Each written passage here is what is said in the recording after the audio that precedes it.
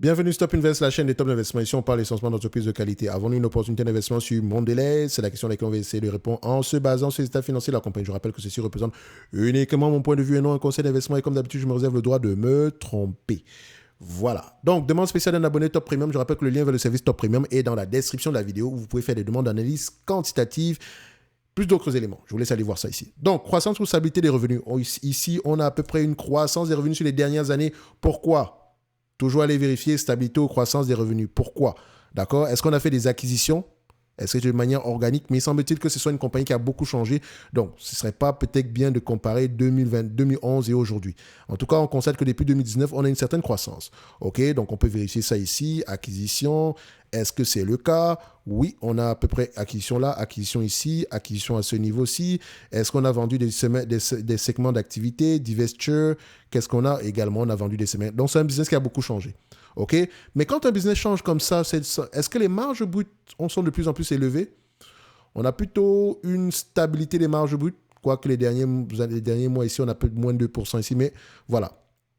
On a une stabilité des marges brutes. Marge EBITDA, est-ce que c'est stable? C'est plutôt croissant. Donc, il y a peut-être un pricing, il y a peut-être une efficience dans ce business-ci. Net income, free cash flow, est-ce que les deux parlent le même langage? On les met sur le même graphique ici. On va se dire que oui, les deux parlent le même langage. C'est également une bonne chose ici. Mais bon, même si on a un léger discount ici entre les net income et les free cash flow. Donc, maintenant, on regarde ici le nombre d'actions. Est-ce qu'il augmente ou diminue? Acheter massivement les actions ici, c'est très, très bien. On aime ça. Dette nette sur EBITDA inférieure à 5, on a 2,4 ici. Est-ce que la dette nette augmente en termes de volume? Qu'est-ce qu'on a ici? On a à peu près une dette nette aux alentours de 18 milliards 840. Donc, c'est plutôt stable. Par rapport au net income, ici, on peut repérer la dette nette ici, disons 4 points en moins de 5 ans. Hein? Donc, c'est assez correct également ici. Le marché paye combien de fois les bénéfices? Je ne serais pas étonné que le marché veuille payer à peu près 20 fois les bénéfices pour ce genre d'activité. On va quand même aller vérifier ça. Je regarde ça ici. La croissance est quand même élevée sur les dernières années ici. Donc, 20 fois les bénéfices, on a 21. OK. Next 12 months ici, c'est combien? On a 20 fois les bénéfices, oui, 18 fois, donc 20 fois les bénéfices pour moi. OK, donc revenons ici. Donc 20 fois les bénéfices minimum, 25 fois maximum. Donc je vais me situer à 20 fois les bénéfices. D'accord? La première chose que je veux qu'on regarde ici, c'est ceci. On me demande de payer en date d'aujourd'hui 71,21 € sur un point business qui pourrait rapporter à peu près du 3,48 €. Excusez-moi, 3,48 $ d'ici 2025. Et c'est un business qui semble être assez prévisible. En tout cas, c'est vraiment du 50-50. Attention, c'est un business qui a beaucoup changé. Donc, je dois aller vérifier sur les dernières années si le scorecard est assez bon sur les 2 ans. Oui. 2018, 2019, 2020, 2021, 2022, on a quelque chose d'assez prévisible. Très bien également ici. OK?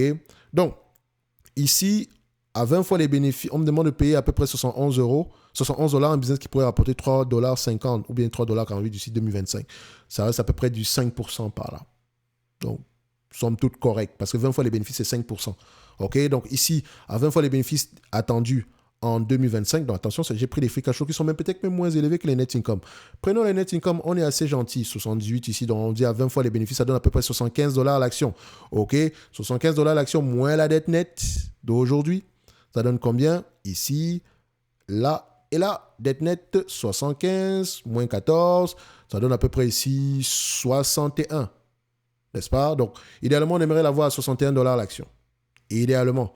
Mais, comme je dis, idéalement, ici, moi, en réalité, c'est 3,77. J'aimerais avoir 8% de rendement par rapport à mon coût d'acquisition en date d'aujourd'hui, par rapport à mon coût d'acquisition. Donc, si on prend les bénéfices nets attendus en 2025.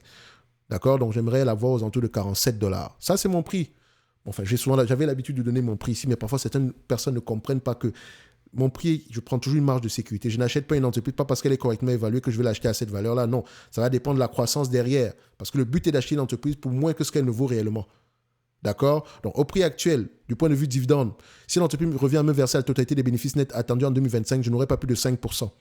On a un dividende de 2,39% ici qui est en croissance. Je sais qu'il y a certaines personnes qui vont dire « Oh, ben le dividende en croissance depuis plusieurs années, ils ont augmenté de 10% dernièrement ici. » Mais vos plafonds de verre, c'est 5%. D'accord? C'est 5%. Est-ce que 5% c'est intéressant pour vous? Pour moi, non. D'accord? On a des business ici qu'on achetait avec des rendements de 8%.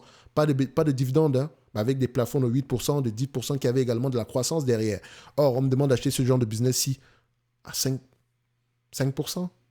C'est une belle entreprise. On ne me remet pas ça en cause, mais voilà, le prix actuel est juste correct, sans plus.